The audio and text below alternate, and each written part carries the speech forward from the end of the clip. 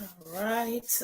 Good evening, everyone, and welcome to ATP Live Monday. Welcome, whichever platform you're watching from. I can see those of you on Instagram. You're welcome to ATP Live. Some of you missed me last week. Thank you. I got your message. I was on vacation. But I'm back now. Thank you so much, everyone, for always joining us. Thank you. So, we're going to start now. So, let's share the video, whichever platform you're watching. Send a message to a friend, a neighbor, family member. Let them all join us now. And I'm just going to do the same as quickly as possible. I'm not sure whether I can do it from my... So anyway, let me just share the video first and make sure it is pinned everywhere, and so that everyone can see us. So help me to do the same. Let's just share it. Let's make it available on all the platforms so that everyone can join us. Then we can start.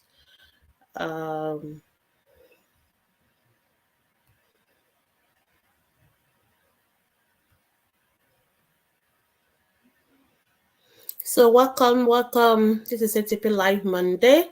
ATP Live Monday is a program where you can ask any questions that you may have about the health of your children, and I will try and answer them in the next 1 hour.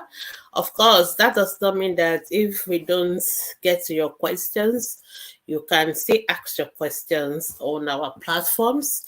Ask the Pediatricians Facebook group. You can ask your questions from Mondays to Saturday, and our professionals, our moderators, everyone, they are there to make sure that you have all the answers that you need. Okay, I'm just checking. I'm pinning it. So just 1 more minute. Let me just pin them to the featured posts so that people can see them.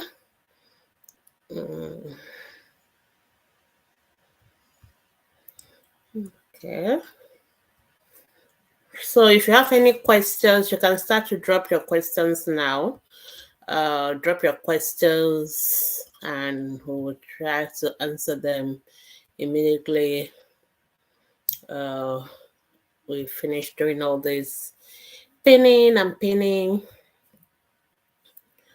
So feel free to drop your questions on whichever platform you're watching from. For those of you on Instagram, you can drop it in the question box, or you can drop it on the comment section. For those in on ATP Facebook group, you can just drop it as comments.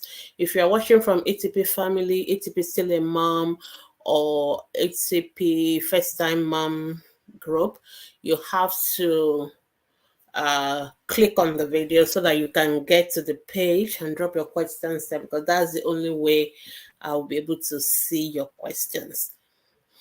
All right, I think I'm done with all the necessary pinning, and then I think we can get started.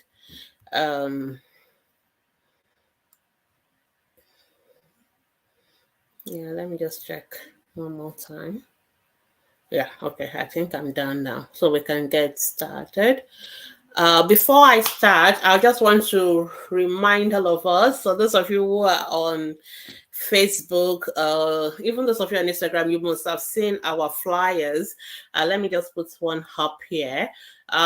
Tomorrow and for the rest of the week is what we call breastfeeding week.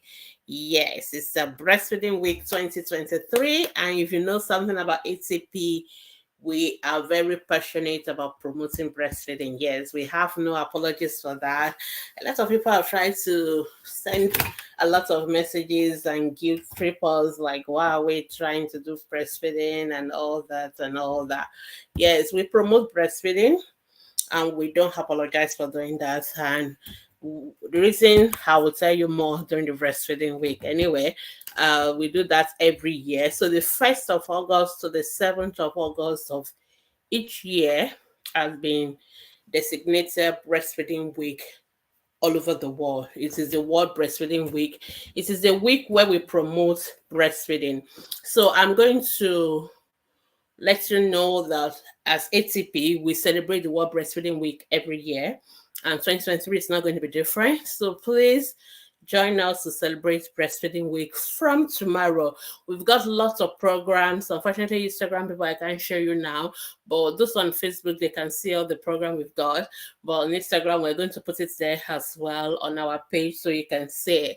So we celebrate World Breastfeeding Week tomorrow. The first day is going to be our EBF baby celebration. We celebrate our EBF babies all year round, but tomorrow is going to be another special day. So feel free to post a picture, a video of your exclusively breastfed baby 0 to 6 months in our comment section, or even if they are older, but you can put a picture of when they were exclusively breastfed, and we will be happy to celebrate your case. Before we used to do our EBF babies of the year, but people have people have kind of do a lot of manipulation on social media, so we kind of have decided I'm not going to do it because we can't always verify what people post and how people go through all sorts of lengths just to be the winner. So we decided to I said I was not going to do that, but we're going to celebrate all our EBF babies. So feel free to post your babies. Feel free to also tell us how breastfeeding has been for you, whether you have any challenge doing exclusive breastfeeding. What are those challenges? Okay, before I go too far, let me tell you the theme for this year. The theme for this year is let's make breastfeeding and work. Okay, let's make breastfeeding and work to work.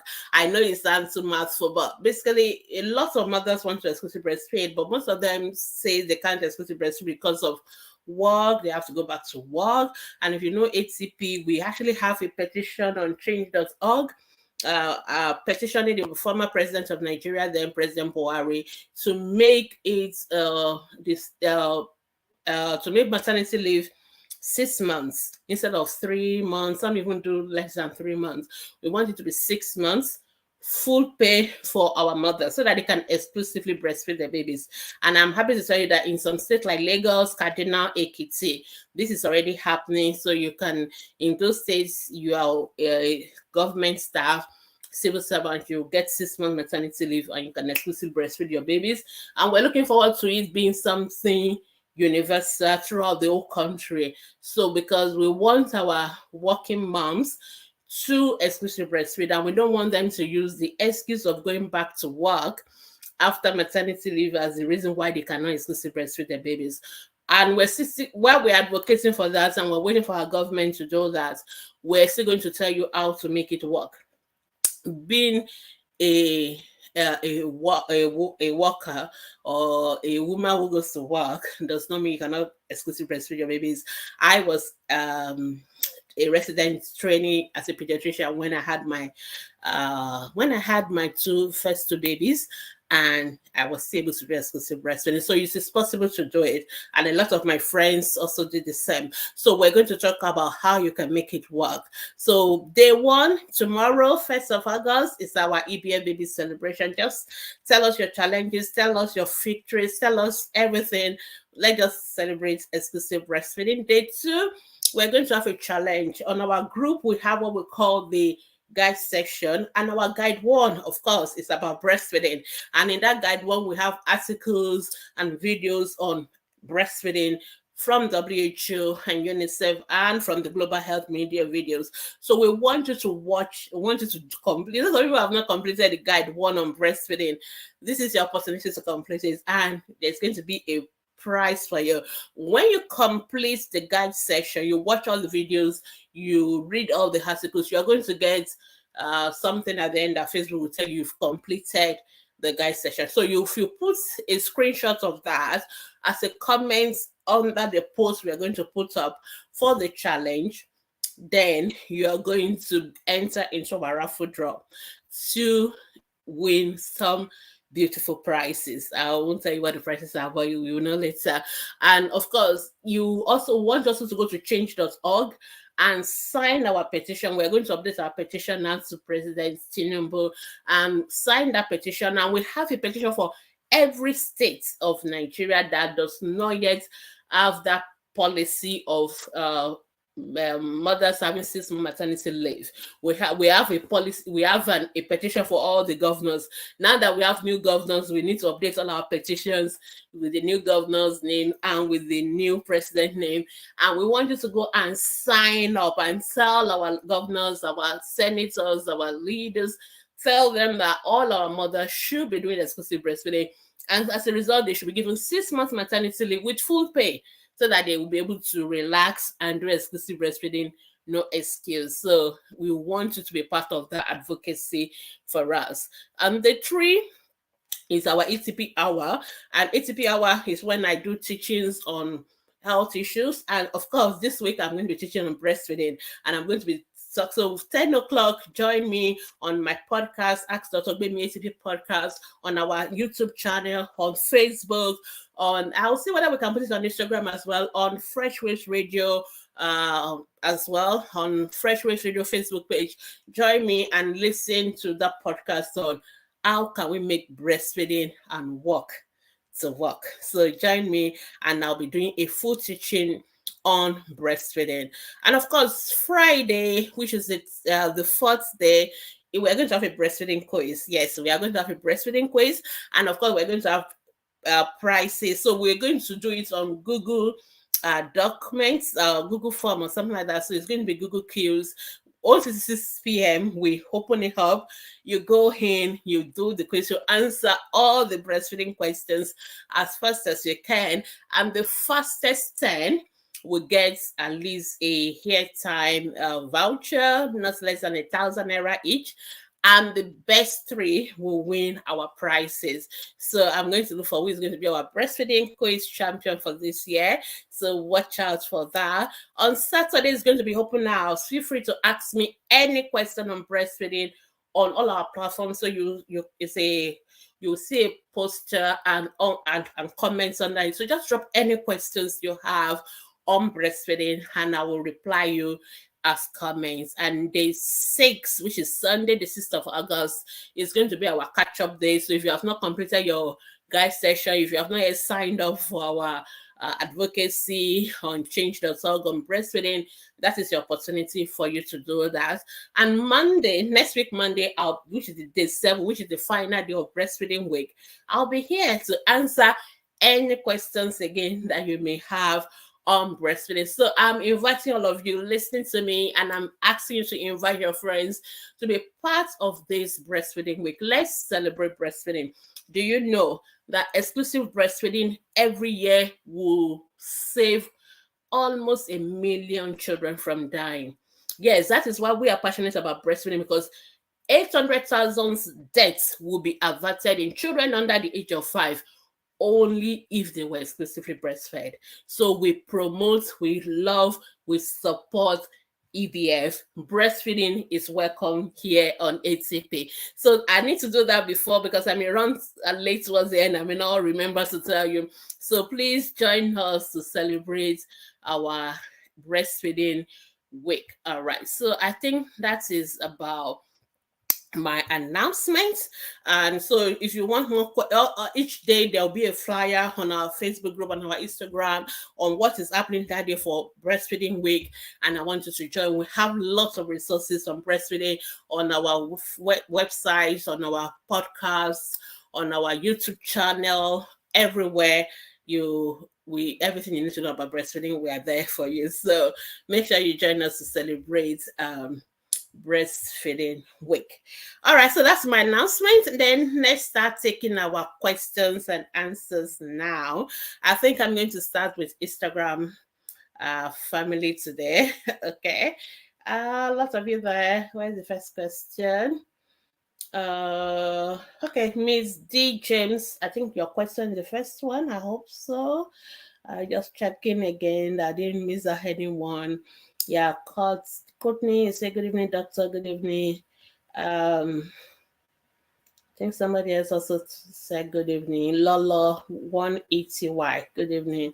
All right, so let me go to the first question from Miss D James. Good evening, ma'am. When do babies start seeing? Baby can see from birth. Baby have born seeing. I get that question a lot, and I'm wondering why people ask that question. Baby can see immediately they are born. They can hear immediately they are born. So all those organs are working right from day one. All right.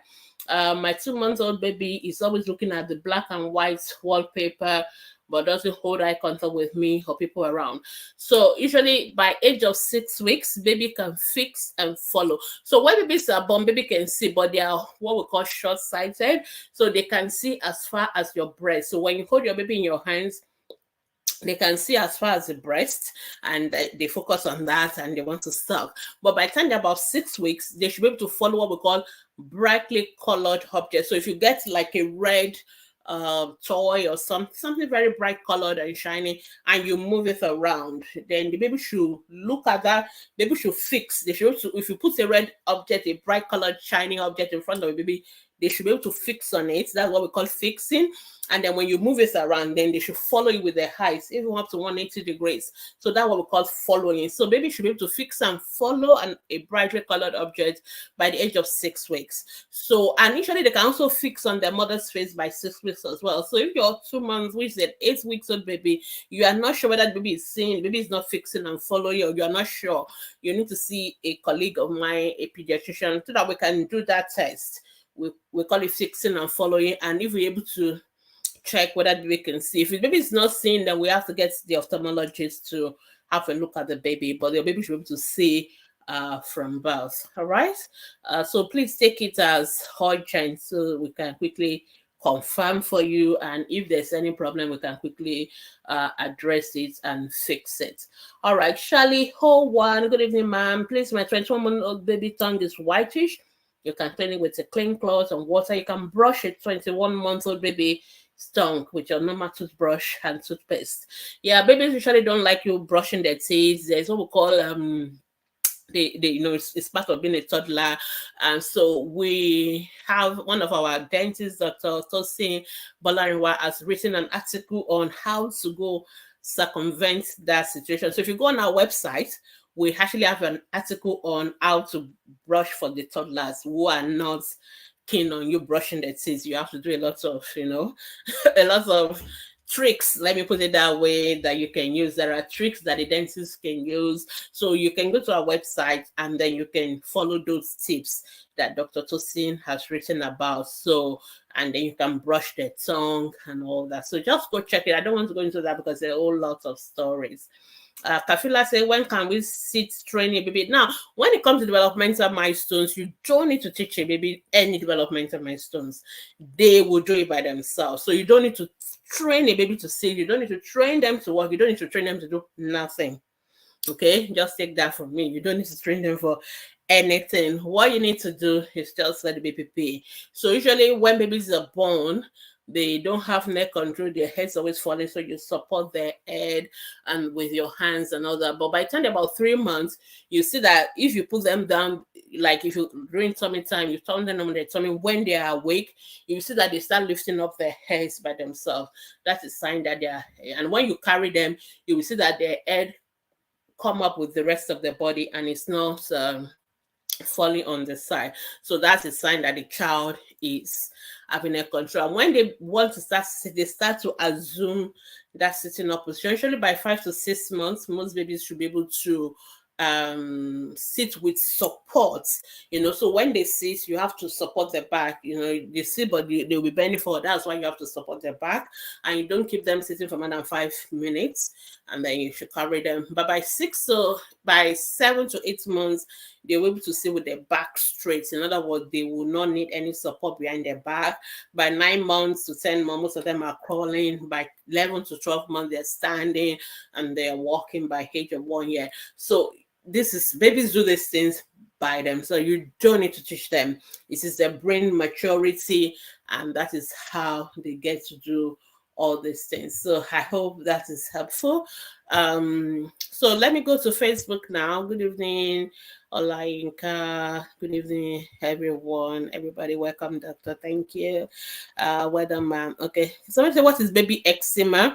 Okay, so eczema is a word. It's a word people use, or we use as doctors as well sometimes, to describe a skin that is dry, that is that feels leathery, like that feels like something hard and dry and all that. So that is eczema. So it's just a description. So when we use the word eczema, it's a description. It doesn't mean anything. It just means the skin is dry and leathery, um, as if like a leather. Sometimes rough. Yeah, that's what I'm looking for. It looks rough and it doesn't look smooth. So that's the word eczema.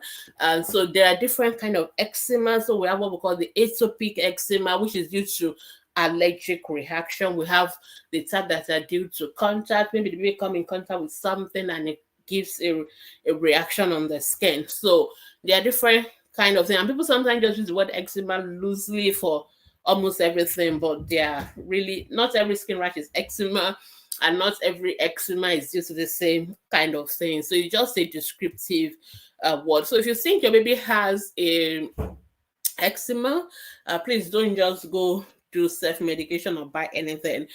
You need to know why first. Okay, so generally for babies, I'll just say you can follow we have an article and a podcast on general skincare. So if you follow that first, sometimes it will take care of most of our issues, because sometimes our babies have this skin issue because you are not moisturizing the skin. I know some of you have gone to with some belief that you should not even apply cream or anything on your baby's skin. That is extreme. Some people preach all sort of things because they say, oh, so your baby will not react to them, don't apply anything. That's not true. You need to moisturize the baby's skin, and if you don't apply it, the baby's skin will be dry and it will be rough and all that. So but what we recommend is that you use things that are not that don't have too much of chemicals. So most of these fine smelling products that all these companies make for baby skin, I even see mothers using what they call baby cologne and all that. Most of those things are chemicals that irritate the skin of babies. Most babies, their skins are still very soft,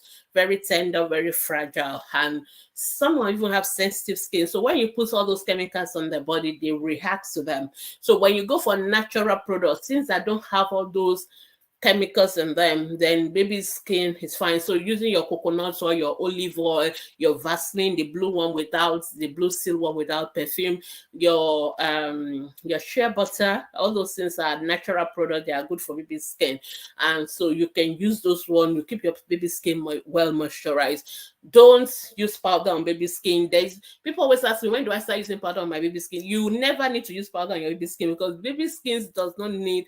What powder does to the skin, that it dries up the skin, and that is why the skin becomes itchy and dry, and then you have what you call eczema again. So what you need to do to skin is to keep it moist. You want water on the skin, you want the oil and the jelly to trap water onto the skin. You don't want the skin to be dry. So that is why you should use that and not powder, because what powder does is to dry up the skin. So you don't want that. So if you think you may be eczema, you may want to see us if you have been doing the right things. For you may want to stop all the wrong things you are doing. Some of the soap we use too, some you don't need medicated soap, you don't need all those, you just need natural, if possible the black soap that doesn't have any perfume, or just normal toilet soap will be fine. And then you keep the skin moisturized, and you can moisturize it more than once or twice a day, and that's all you need to do. If you're doing that, sometimes all these rashes will just disappear and you don't need to do anything else. But if you're doing that and your baby is still having rashes, it may be that your baby has sensitive skin, then you may have to see a doctor, and then they will tell you what to do. Okay, Olayinka, I think I've answered your second question, because I know that's where you're still going to end anyway. All right. So then your next question is, can baby be treated for malaria? twice a month. Number one, you should never treat your baby for malaria at all. Okay, because a lot of people just treat everything is malaria. No, don't self-medicate babies. All right. If you think your baby has malaria, they must have symptoms, fever, and maybe poor appetite, vomiting, and all that. Then you take them to the hospital to see a doctor who will do a test to confirm the cause of the fever, because it's not every fever is not malaria. I know that's something most Nigerians struggle to understand, but fever just means the body is hot. It doesn't mean malaria. In fact, we sometimes will say malaria fever, which is what some people now kind of think that okay, maybe it's just fever, it's a shortened form of malaria fever. No, fever in layman language means hot body. Now, there are many things that could make the baby's body to be hot. It could be as simple as the fact that you are wrapping up the baby too much in a very hot, sunny Nigerian weather. And that's all you need to do, is to remove all those excess clothes and open your windows and let breeze blow on that baby, and the fever is gone. Of course, it could be malaria, but it could be any other thing. It could be infection. And when we say infection, it could be viruses, it could be bacteria, it could be fungal, it could be infection in the eyes, in the nose, in the ears, in the chest, in the intestine, in the bladder, urinary tract, anywhere. So don't assume the cause of the problem until you've got seen a proper evaluation by a doctor, so that we know the cause. And malaria will not happen twice in a month, because there's what we call the natural life cycle of malaria. So when a child is bitten by the mosquito parasite have like 9 to 14 days before it will manifest. You understand? So that is at least 2 weeks. So unless you have a mosquito that is permanently stationed with malaria parasites always biting your baby, it's very difficult for you to have malaria twice in a month, really, to be honest. So most of the time, all those assumptions is assumptions. So stop making assumptions. Don't self-medicate our children. Just take them to the hospital, and don't treat them for malaria unless we confirm they have malaria and we greet them. Somebody posted on our Facebook group that a baby like 2 weeks, or is it 3 weeks, or a baby very less than 2 months anyway, was being treated for malaria and typhoid. And I was very upset about that post, because I know there's no way that baby is having malaria and typhoid. And some of us have this private hospital. Once you go there, the only diagnosis they will ever make is malaria and typhoid, and making it in a newborn baby. It's really so ridiculous. So please, if you are going to those kind of doctors, please don't take your babies there. All right. Well, you have a choice as an adult what you do, but please don't take our babies to all these hospitals making malaria typhoid diagnosis. Please if you don't know where to go, take your baby to a government hospital. All right, go to general hospital, go to teaching hospital. Don't go to health center when children are sick with fever and all that. But most of them in health centers, they don't really always have the kind of doctors that can treat children. And some of them are they don't know how to abide in their calling and stop where they should stop. They begin to try to do things up to make money.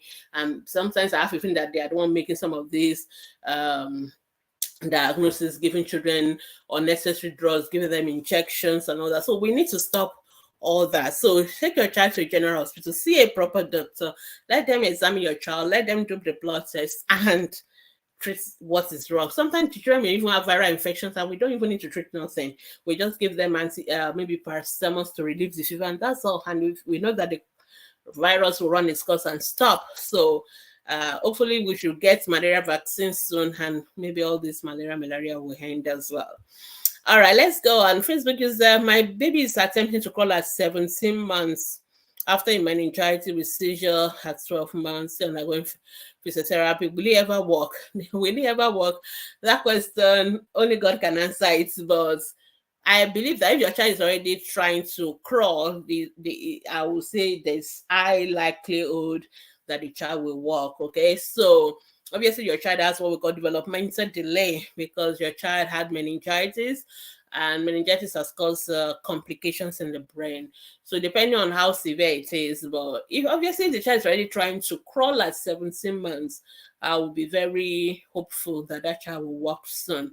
So just continue your physio, and hopefully the child will get there. All right, my baby's head is hot, but the rest of her body is cool. Yeah. So if you think your baby is hot, what you need to do is get a thermometer and check. All right. We don't rely on your hand. There's a reason why we have to create that instrument called a thermometer, because your hand is not always correct. And sometimes your baby may feel hot to you, the head may be hot, the body may be hot, but baby is not really hot, because normally the brain, do a lot of work, and blood circulation may make it look as if it's feeling hot. But when you actually check with the temperature and instruments, you find out that the temperature is still less than 37.5. Anything less than 37.5 is not hot, it's not fever, and you don't need to do anything. So I want to believe that every Nigerian mother has a digital thermometer in her house. You must have it. It's more important than your makeup kits or your any other thing that you use, than your perfume. You must have a digital thermometer in your house. It's less than about 1,000 naira, so you should have it. Anytime that your baby is having hot body on it, go get a thermometer, put it. 2 minutes you will hear a pim pim, and then you can read it. It's digital, so you can read it. You don't need the nurses type that you have to be looking. No, you just read 36.5, 37, then you know that is normal. Anything above 37.5, that is high, that is fever. You can give paracetamol, give a cool bath. If it continues, you keep checking. If it continues, then you have to go to the hospital. All right, I think I'll take a break, and then I'll go back to Instagram. Okay, let me go to the question box in the Instagram. Kusni, oh sorry, no. Kusni say, thank you, Dr. For you. My baby is turning 1 and she still refused formula and cereals. I'm worried. So what has she been eating? What has she been eating if she's still refusing formula and cereals and all that? So what exactly is baby eating? See, only breast milk. I really want to know, because after 6 months, breast milk is not enough for your child. Your child needs to be on other food, not necessarily cereals, not necessarily formula. Okay, that is why I'm asking you the second question. What exactly is the child eating? There's no law that says the child has to ever take formula, and there's no law the child ever has to take cereals. That's the truth. I know when you mean cereals, you meant the one they sell in the stores, but anything in your house, your child can eat it. And what is the weight of this child? Because these are the things that will help me to know what to advise you to do. If your child is eating other food and is still breastfeeding, even though the child is not eating formula and cereal, that's fine. And as long as the child is weight is age appropriate, that is fine. So I really wanted to give me the second part of that question, then I'll be able to advise you for the okay. Emmanuel Shadi, good evening. What is the cause of recurring dry peeling skin on baby's back? So baby can have dry skin.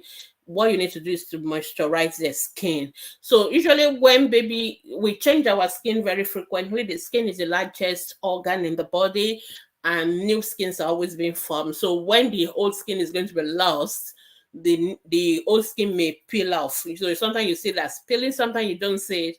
When you're buffing, you just kind of take away all the dead skin layer, but sometimes you actually see it peeling off. So, but the most important is to moisturize your baby's skin. So if you're moisturizing your baby's skin and your baby is still having dry peeling skin, then you can see a pediatrician. You need to be sure your baby is not having an eczema. Shobo here space 12 months old baby refuse formula. Okay, I think you're in the same WhatsApp group with Courtney. All right, I'm worried that she's not having enough milk. If you are breastfeeding, your baby does not need formula. That is the honest truth. Your baby can get enough milk from breast milk. So as long as you're breastfeeding, you don't need to buy formula. That's the honest truth. Okay, as long as you're breastfeeding, your babies can get enough milk from your breast. And your baby does not need to take cereal. Your baby does not need to take pap. Your baby needs to take food, all right? And there are many food, the yam, all the tubers, the potato, the rice, the swallow, everything else you eat, your baby can eat. So there is no law. I don't know why parents, we tend to fixate on these cereals and milk, cereal pap and milk, cereal formula. They are not essential to complementary feeding. They are not. The most important thing that the child should eat. So for those of you asking this question, Courtney and Shoba, here's place. If you go to our Facebook group, we have a guide session. That is guide 2 on complementary feeding. It'll help you if you watch those videos, if you read those articles.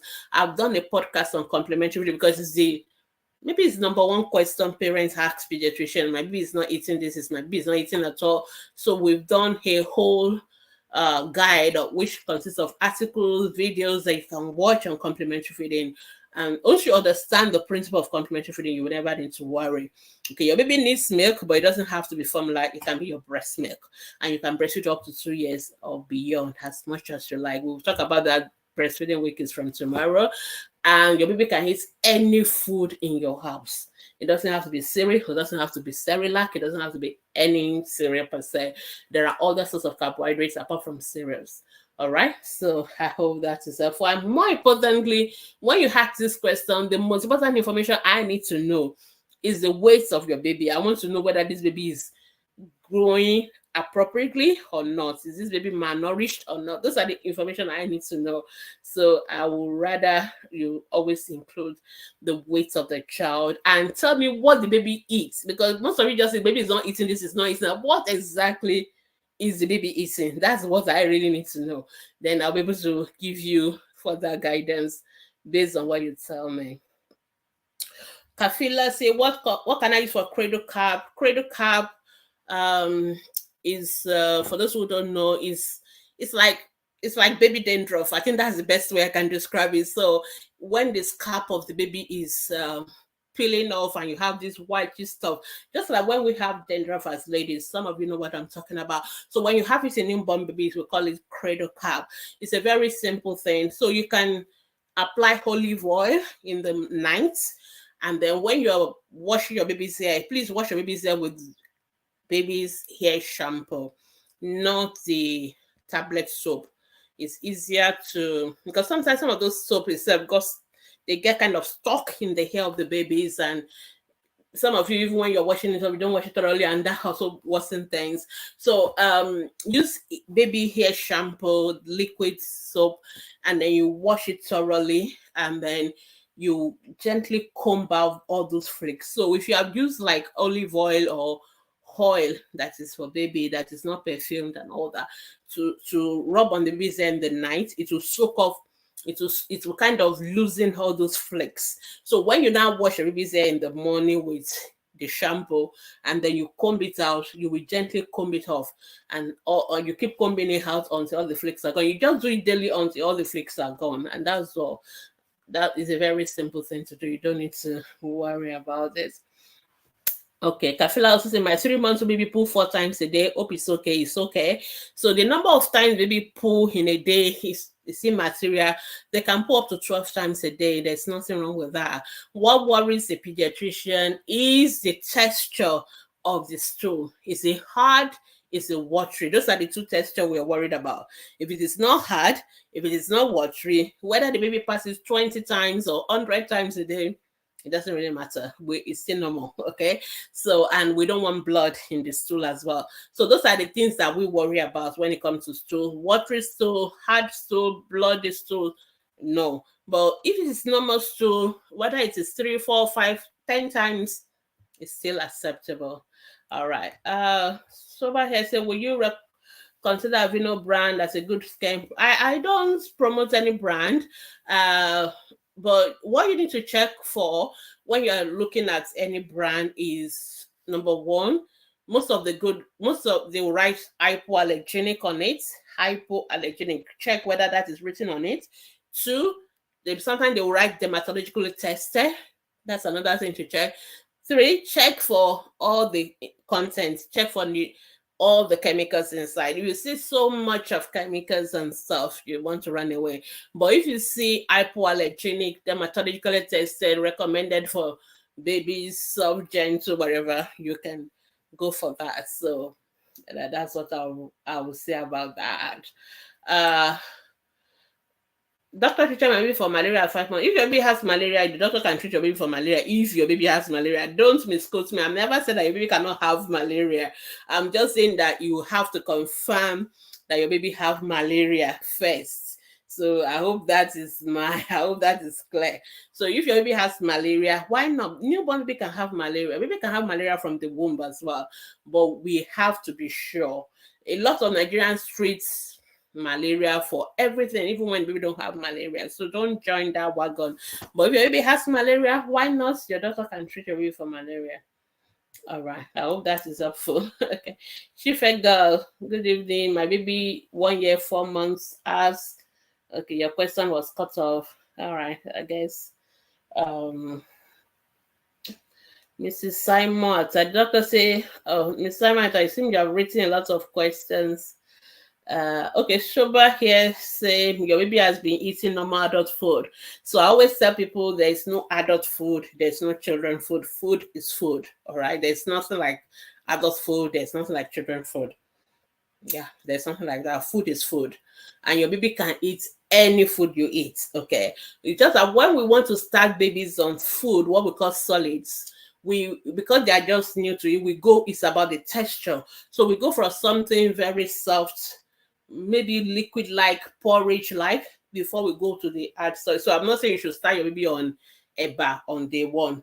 There's nothing, your baby can hit gari, but you will not hit it like the thick hard, the one you can throw on the water that will come back to you kind. So if you make something very soft, porridge like soft, that is fine for the baby. Your baby can eat the ewedu, the okra, anything you eat really, But when you are starting 6 months, 7 months old, you go soft, you go porridge like, mashed like. Then by the time they're about 1 year, they can start taking more of the solid, less mashed, more rugged texture. So it's about the texture, but it's still the same food. So everything, even the ones you buy in the stores, it's just industrial kitchen prepared for you. It's still the same maize, it's still the same millet, it's still the same soya, whatever, that they just mill it at the industrial kitchen for you and package it and sell it to you at more ridiculous prices.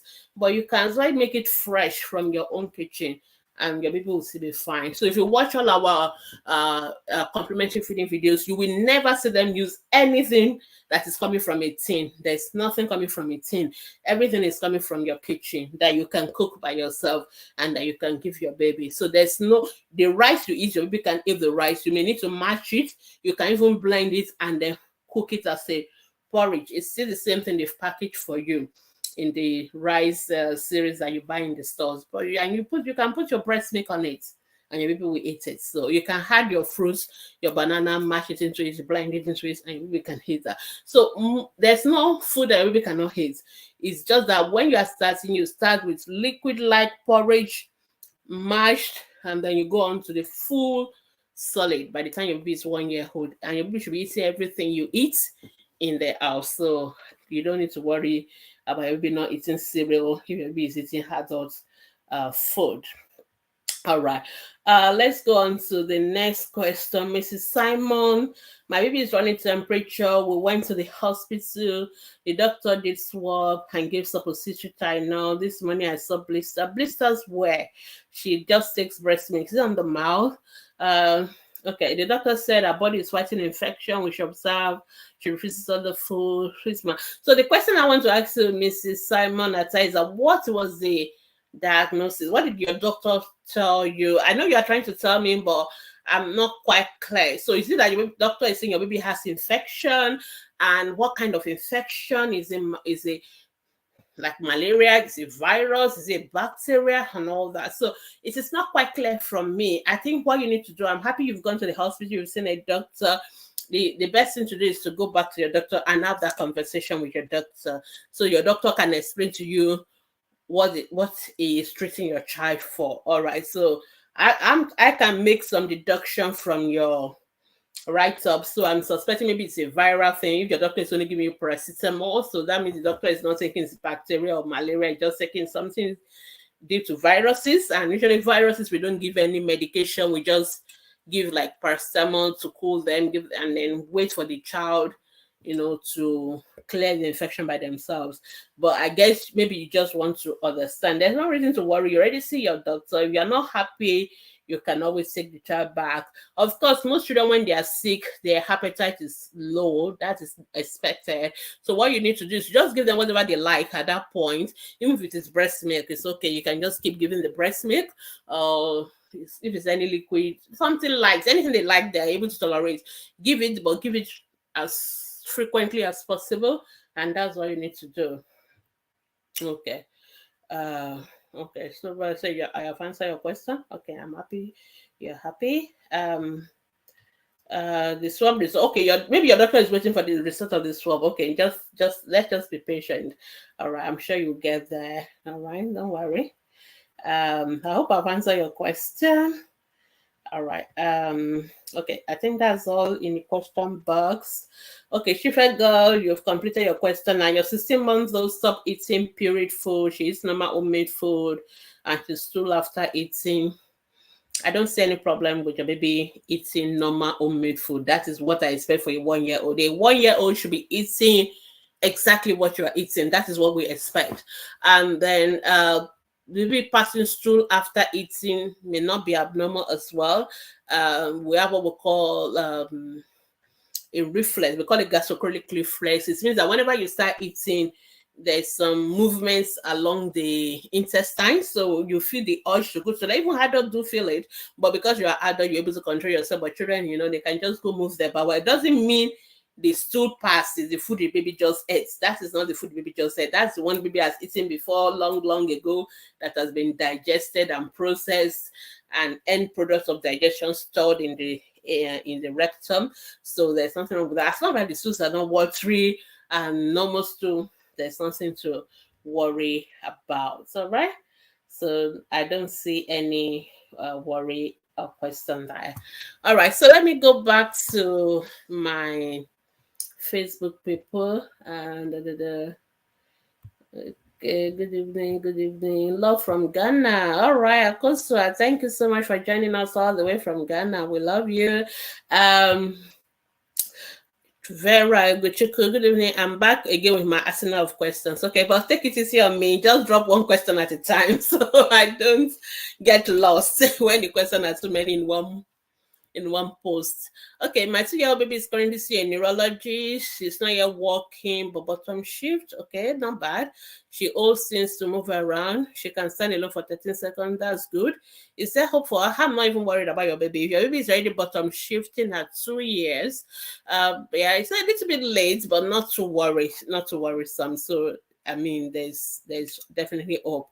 MRI, EEG, monotone was found. Okay, she's currently on hearing aid. I think I remember I think you've asked this question before. Your child has hearing aid, she has hearing issue, she's not speaking, she's having speech therapy. Okay, so you already see a neurologist. So I think the question you should be asking your neurologist is what is going on with your child. So if I see a child who is having all these medical neurological issues, there definitely is something tiny up. The fact that we don't know does not mean there's nothing there. Personally, if you were in country where there's advanced technology, we will be doing what we call genetic test for your child. We need to know what it is that is tying up this thing. So if they've done an MRI scan that is normal, it doesn't mean because your child is just 2 years old. Sometimes we may need to repeat it, but I think what they need to do is to do a genetic test. Unless, because you've not told me the background story here, because the background story can also tell me was there any problem during pregnancy? Was there any problem during delivery? Was there any problem in the first 1 month of life? You have not told me all that. So maybe your neurologist already know that information and they know why your child has these difficulties. Because I can think of several things that can also cause this problem, from pregnancy, during delivery, after delivery, in the first 1 month of life. But if all those period were fine and there was nothing wrong with your baby during pregnancy, during delivery, after delivery, and your baby is not having this problem, then what you need to do is to do a genetic test, because that may also tell us whether there's a problem in the genes that can explain that. If you're in Nigeria, that is always not readily available. But if you want it, it's possible. You just that you have to send a blood test abroad, and it's very expensive, but it's possible. All right, good evening to all our new people joining us. Well done, Doc. My toddler of 3 years has a high temperature on Tuesday, took her to hospital, blah, blah, blah. Okay, okay, I'm trying to avoid reading too much story. Okay, so she's completed a dose of the anti-malaria drug, but the alternate is there. What do I do? Okay, I need to answer this question once and for all, because people ask me this question all the time. And the answer is always very simple. If you've taken your child to the hospital, a doctor has seen your child, a doctor has started treating your child. If your child is not better, just go back to the hospital. That is what we expect you to do. You should just go back to the hospital for what we call follow-up. So that does not mean what the doctor has done before is not working, or the doctor does not know what they are doing, which is what some of you always assume, because then you come and ask that question as if maybe you should give me your own opinion or do something different. No, not necessarily. So this can happen to any, even if you see the best doctor in the world. I mean, it will happen. So that's why we have what we call follow-up. There's always what we call follow-up. So whenever you've been to the hospital, your child has been seen by a doctor. If your child is not better, and when I say your child is not better, it should not be the following minute. So because some of you will go to hospital in the morning and by evening you're already on ATP and asking us why your child is not better. Your child's illness does not start in one day, so it's not going to end in 1 hour. So you have to be patient. So usually I would say that for treatment, at least minimum 48 72 hours before you even begin to say maybe my child is not better. You have to wait for that drug to work. Drugs take time to work. Sometimes when you put drugs in your child's mouth, it may be 8 hours later before the effect is known. Some drugs effects are not known until 3 days after. So you need to be patient. Usually when I see my patient, I always try to tell them that so that you will know when to come back. So you don't come back the following second or 1 minute after. You have to be patient. So, but if after 72 hours, most time we expect the treatment effects to have started showing. If your child is not better, your child is still having the fever or the symptoms, or the symptoms are getting worse. If the symptoms are getting worse, you don't have to wait for 72 hours. You can go the following day if it's getting worse. But if the child is getting slightly better, but not yet completely well, 72 hours, you can always go back. So always go back to your doctor, to that same doctor. Don't run to another doctor, because if you go to another doctor, then that one will start all over again. And when after 2 days again, your child is not better, you go to third doctor, the C doctor. That's just going to be wasting time. Whereas if you have gone back to the very first doctor, he or she will be able to say, okay, maybe this is what I was thinking, maybe it's not right, or maybe I just need to wait for time, or this drug is not working, or whatever. The doctor will be able to triage what is going on and then know what to do. All right. And sometimes the doctor thinks that maybe he expects improvement and there's no improvement, maybe wants another opinion. The doctor can say, okay, I'm going to refer you to see a senior person or a more specialist in that area. So doctors will know what to do. At least if you're seeing the right doctors, that's why I always recommend government hospitals. Government hospitals have their problems, they waste your time and all that, but you can be sure that most doctors you see in government hospitals are genuine doctors because they are vetted and all that. So it's very difficult for you to get fake doctors in government hospitals. You can, but it's very rare. But private hospital, anybody can post as a doctor and you will never know. All right. So what you need to do for the Facebook user is, if you have completed your anti-malaria, your child is still not getting better. Obviously, you are still taking the antibiotics because antibiotics is going to take more than 3 days. You can still go back to the hospital. But more importantly, I always want you to ask your doctors, what is wrong with my child? Please always ask that question before you leave the hospital. It's not enough for them to just see your child, do the test, write drugs. Ask, let them tell you. It's your right to know, and a doctor has a right to answer. Even if we are not 100% sure, we should still tell you this is what we're thinking of. So it is your right to ask the doctor, what is wrong with my child? And what is the role of these drugs? What are these drugs meant to do? And what should I be looking out for in terms of side effects of the drugs? Then when should I come back? Some of us would have told you come back in 3 days. Even if your child is better, still come back. Or some of us say if your child is not better in 2 days, come back. Some doctors are too busy to remember to tell you that, but please know that you can always go back to your doctors for follow-up. And that does not mean the doctor is not good or is not doing well.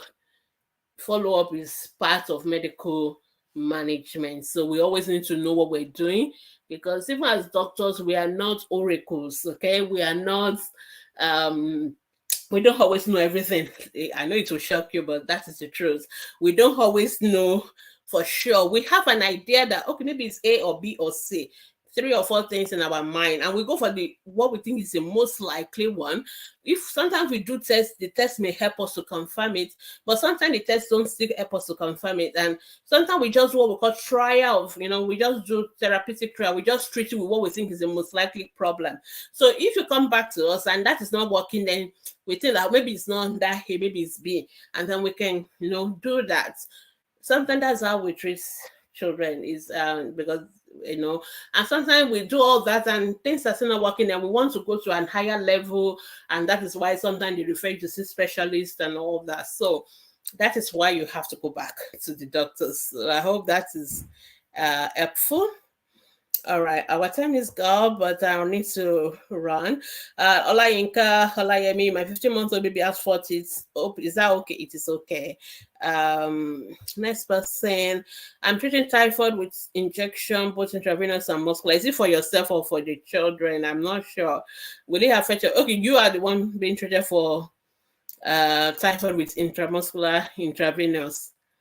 Anyway, let me leave that opinion myself. Will it affect your baby of 13 months old? It depends on what drugs your doctor is treating you with. You've not told me the drugs, so I won't be able to answer that question. You have to tell me what drugs you are taking.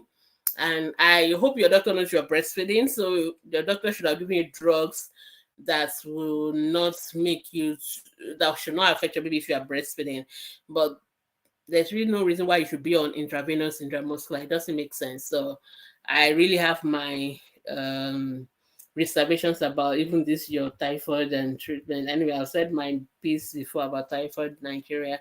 Maybe it's 3.3 at 10 weeks, it's 5.2. My baby is birth weight. Okay, sorry, it's 3.3 and at 10 weeks it's 5.2. If it's normal, it is normal.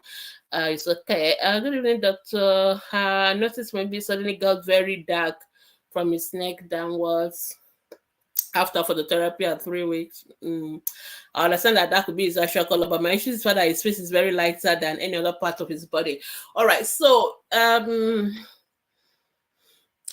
ideally we should see this baby picture because we really need to have an idea, because sometimes if a part of the skin is lighter than the other part of the body, it may actually be a sign of like fungal infection.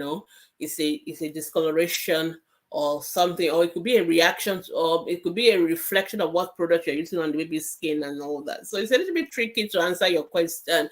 But I think it would be nice if you put a picture of the baby on our Facebook group, then we can have a look and we can advise you. But like I said, babies can get darker after they are born if they are genetically going to be dark. And make sure you are not using any products on the baby's skin.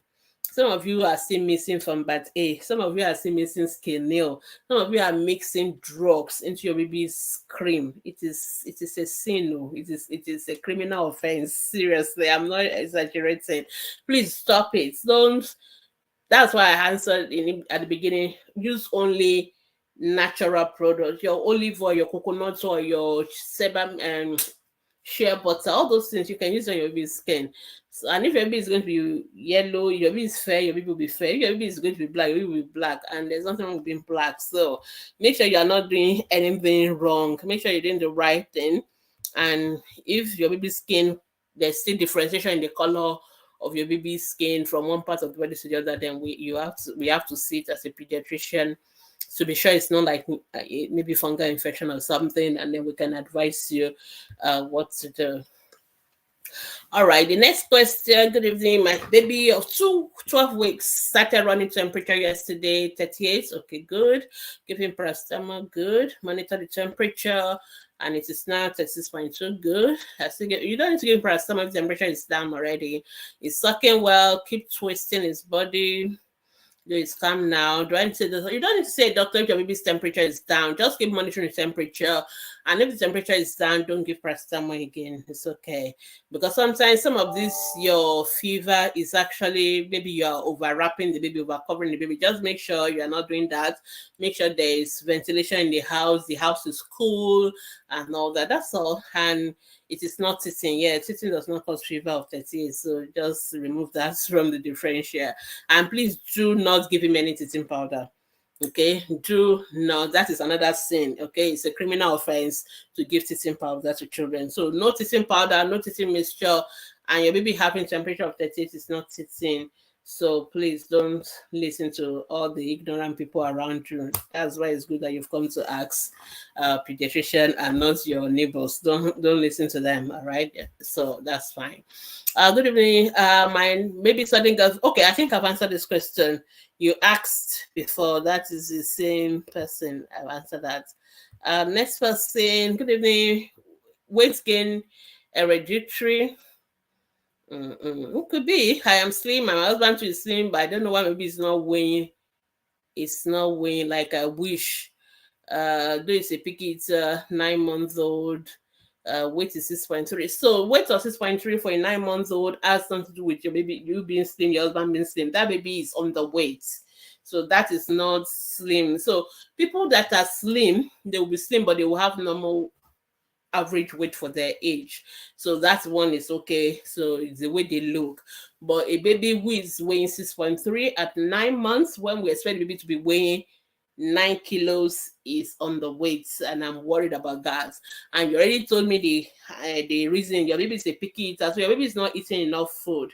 So we need to find a way of making that child to eat. So it's not because you are slim, your husband is slim. This is a situation of a baby who is not getting enough calories. So I hope you are still breastfeeding. I hope you are giving the right food. I hope you've watched our complementary feeding videos and you're if you have been doing all the right things, please see a pediatrician or a dietitian so that we can find solution. We worry about babies when they are not having the appropriate weight for their age, because when children are sick, most of the time they fight the infection themselves. We only help them, okay, by all our medication and all that. So, but when a child is already underweight, it is the underlying cause 50% of the time for child death. So most of the children that we lose, they're already 50% of them are underlying malnutrition. So we don't like it at all.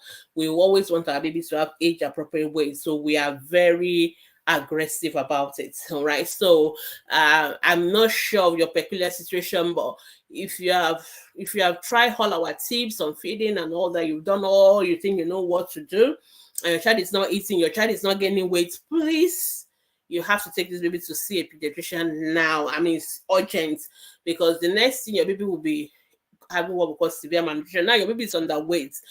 If your baby's weight should drop any bit further, then it's going to become malnutrition, and we don't, with severe malnutrition rather. So we don't want that. So please, this has something with you being slim, or this is a child who is having underweight malnutrition. We need to get it sorted.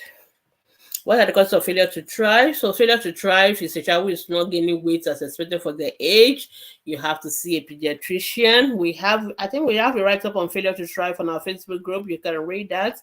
It's going to take me another 1 hour to answer all the tests that can be done. It is not for you to know the tests that can be done. That is not your job. A lot of parents, you want to go and do tests by yourself and that. No, it's not. You have to see a doctor, and the doctor will decide what tests to be done. And the test we do depends on what we get from our clinical information. So depending on what we see when we examine the baby, depending on what all those questions we ask you, all those things inform the kind of test we are going to do for a child who is failing to thrive. For example, if your child is failing to thrive and I listen to the heart and I can hear some murmurs in the heart, then I'm thinking this child may have a hole in the heart. Then I'm going to go and do ECG, echo, and all that. That's what I'm going to do. But I won't do the same for another child who doesn't have any heart murmur, whose heart beats are normal. So there's no fixed test for every child. It depends on what I'm thinking is going wrong with the child, okay? So that is why it's not a free for all to tell parents. So it is guided by what I find on my clinical evaluation of the child. Then that's how I will now decide, okay, this is what I'm going to do next. This is what I'm going to do. Sometimes I don't even need to do tests. Maybe it's just that the mother is not feeding the child, and I just need to make sure she's feeding the child properly. Or maybe I think it's a heart problem, or maybe I think there's a kidney problem. There's some things we'll pick up even from our clinical evaluation that will now guide the test we do. So if you think your child is failing to thrive, just see a pediatrician. Don't go to any laboratory doing any tests on your own. It is not appropriate. All right. I had this question in the group 3 days ago. If you asked your question 3 days ago, we would have answered them. I think I remember seeing this your question, which I think I declined, because when you tell us your baby is 8 months old and it's looking small like a 5 months old, all those doesn't really help us to answer your question. What is the weight of the baby? It is not how you think your baby looks that matters. It is what is the objective weight of that baby. So all this thing you say, baby is eating, is doing this, it's big, it's not big, it's not sick. One, information is the most important thing. What was your baby's weight at birth? If your baby was born preterm, tell us the age your baby was born, and tell us what the current weight of the baby is.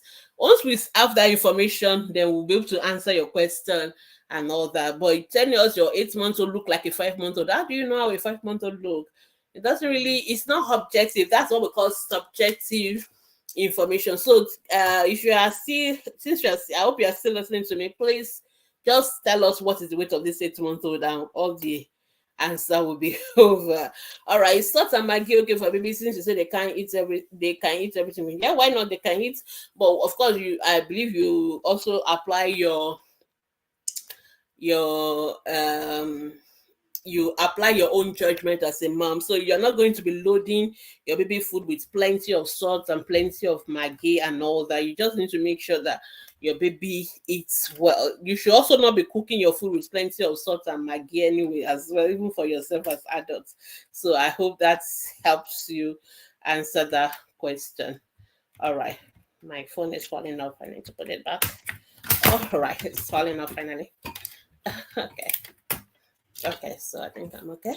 All right, so I hope you're also not the type that you're loading your food with plenty of maggi. So remember, everything has to be in moderation, okay? Too much of salt is also not good, even for you.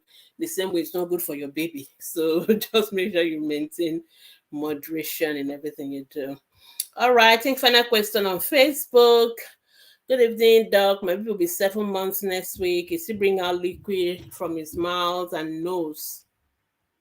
It's some complementary feeding. So, what kind of complementary feeding are you giving? Because complementary feeding means your baby should be taking semi-solid, solid. It cannot come out from the nose. It won't. Okay, so when you make your porridge, if you take it and put, that's how I teach parents to know the texture of food to give the babies at 6 months, 7 months old. It cannot, number one, it cannot enter inside your bottle. You should never give complementary feeding through bottle. Number two, when you put your spoon inside a porridge, you should be able to turn it upside down and it should not drop. You should be able to turn it upside down and it should not drop. In other words, it should not be flowing, it should not be liquid. So if you are not able to do what I've said now, if you're not able to put your spoon in your child's porridge or whatever food you're giving the complementary feed and turn it upside down without it falling, then it's too watery. That is what it means. It's too watery. You should be able to stay on that spoon. So if you apply that test, that's it. You should never give complementary feeding through bottles with teeth. You should always give it with cup and with a spoon, and that is the texture you should have. Whether it's mashed potato, mashed yam, whether it's porridge, pap, whatever, it should be thick porridge. So there is no way complementary feeding should come out from the nose or come out from the mouth, all right? Unless baby's vomiting it, which is, we don't expect that. But in terms of reflux, it should not be happening, all right? Of course, breast milk can still come out if your baby has severe reflux, but most of the complementary feed should be able to stay down. And actually by this age, even the breast milk, it should be ready because your baby is bigger. And when you feed them and you carry them, they are in an upright posture. They are not like lying like as a baby when they were 3 months or 4 months old. This time around, they are sitting up. So when they are eating, they are sitting up in their high chair. You are carrying them seated and you're feeding them, and don't overfeed as well. Please, that's why it's important that you go through our complementary feeding guide. There's also quantity to give a baby at a time.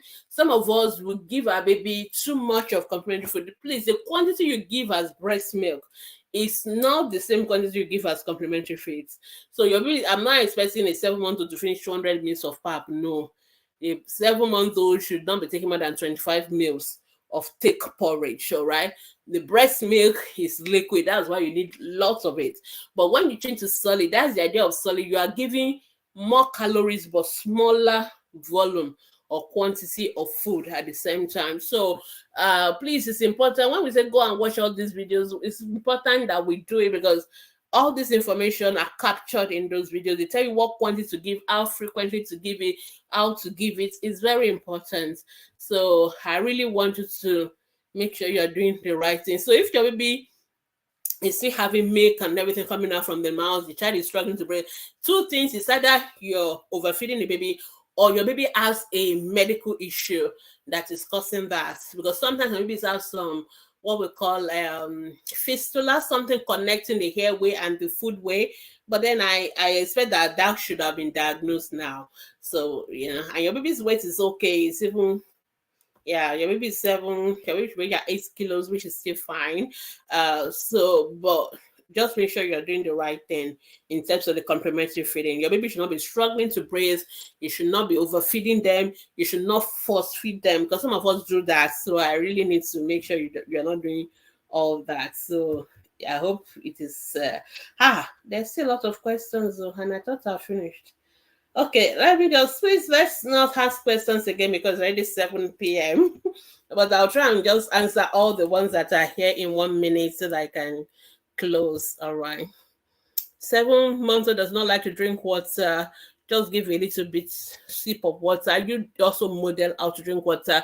You can use straw. You can use all those fine sippy cup. Let the baby just play with water throughout the day. In the process, they will drink a little bit. Don't make water drinking a chore that they have to do after finishing one big bowl of food. They can just take a little sip throughout the whole day, and that's better.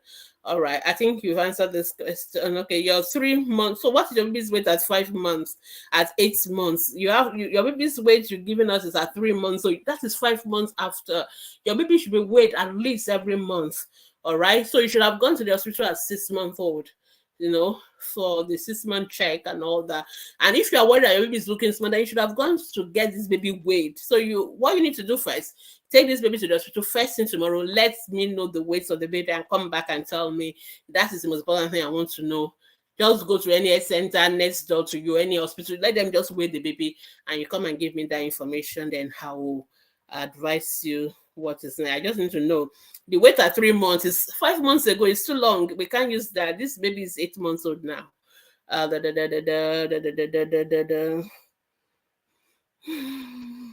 So did anything happen at 8 months, Vera? Did anything happen to your baby at 8 months?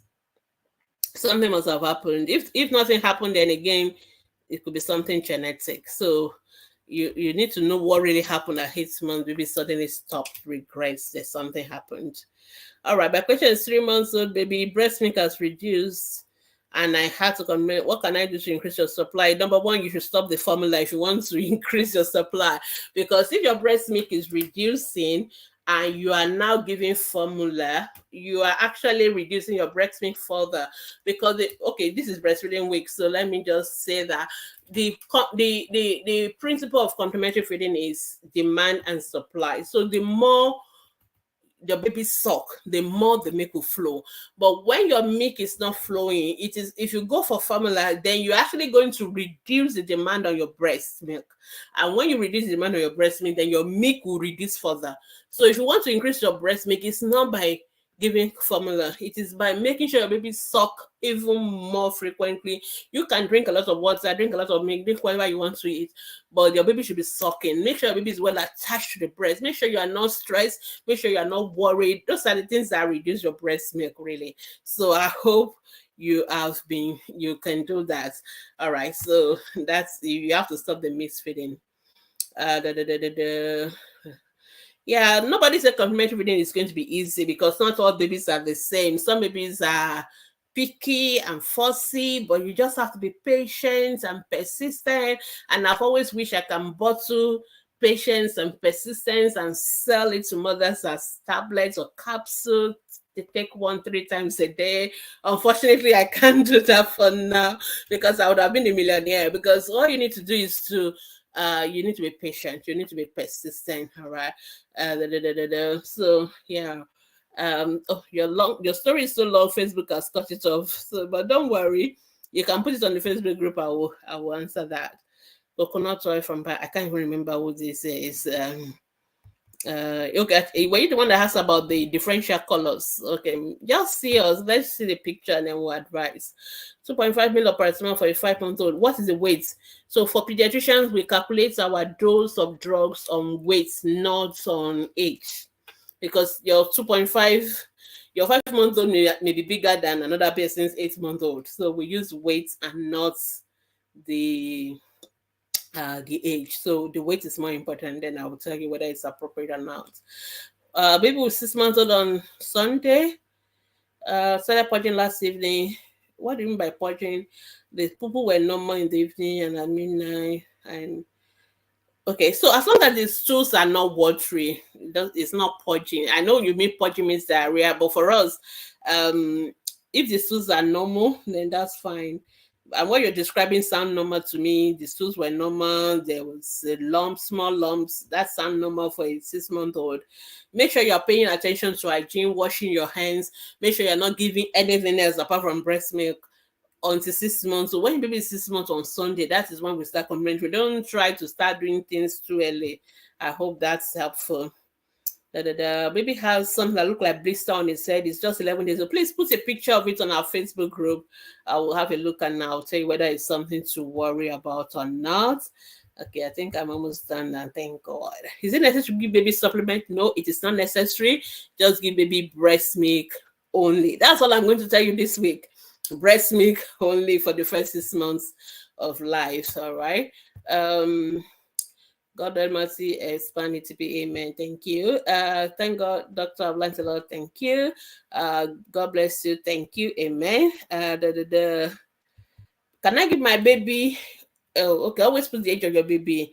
Homemade pineapple juice that has ginger and watermelon juice. Why do you want to do all this concoction? Are you anyway? You can give your baby any of these pineapple, but I'm not sure about the ginger. I'm not sure many baby can tolerate ginger because it's peppery. So you can give watermelon, you can give pineapple, but you didn't tell me the age of your baby. I hope your baby is at least 6 months old and above. If that is true, you can, but please leave out the ginger for now. Okay, when last year I just joined my newborn baby pool after each feed. What is causing it? Nothing is causing it. That is perfectly normal. There's something wrong with that. That is a normal phenomenon for a baby. When last year, what causes breast milk coming out from the nose and mouth? That is a reflux. When I guess you're a first-time mom, you need to join our Facebook group so that you read all these questions you're asking us. I hope I didn't miss anybody's question. No, I don't think so. I think I've answered everybody's question. Thank you. All right. So thank you so much, everyone, for joining us. Okay. Again, let me just remind you, tomorrow, 12 midnight, we start our breastfeeding week. And breastfeeding week is going to run from the 1st of August to the 7th of August, 2023. Breastfeeding week is the first week of August every year. We celebrate it every year. So please always join us to celebrate breastfeeding. Feel free to participate in all our activities. EPF Baby Celebration is day 1. Our Breastfeeding Week Challenge, our ATP Hour on Thursday. Watch out for it. Make sure you listen. And our breastfeeding quiz. Make sure you participate in the quiz. There are lovely gifts to be won. Our breastfeeding raffle draw, our open house, and ATP Live next week will still be on breastfeeding. So feel free to join us as well. So when allowed, you can post a question on our Facebook group because like I told you, my time is up. I've already gone 18 minutes above my normal time. All right. So thank you so much, everyone, for joining us. So I'll be seeing you all throughout this week, as we continue to promote breastfeeding as part of our breastfeeding week celebration. If you still have any questions, I can see some of you are always coming late and then you're asking so many questions. No problem at all. Please just go to our Facebook group. You can't miss Ask the Pediatrician on Facebook. I think it's our largest parenting group for pediatricians, so for children health issues on Facebook. So just search Ask the Pediatricians. If you see any group that is less than 700,000, don't go there. That is not us. That's our copycats. So go for the one that is at least 700,000 members. That is our own group. Most likely you see the breastfeeding week flyer and all that, then you know you're in the right place. So join us there, for those on Instagram especially, and you can post your questions there Mondays to Saturdays, every hour, every day, apart from Sunday. You can post your questions and we'll try our best to answer them as soon as we can. Sometimes it takes us up to 40, 72 hours, but we'll get to it. If it's something emergency, please, we don't run an hospital on Facebook group. We don't diagnose, we don't prescribe medication. So you have to find your way to the hospital if it's an emergency. But if it's just health issues, knowledge issues, yes, we will get to it in max 72 hours. So thank you so much, everyone, for joining me today. And I'll see you during the week. So celebrate Breastfeeding Week. Have a wonderful, wonderful evening. And it is bye. Bye-bye. All right.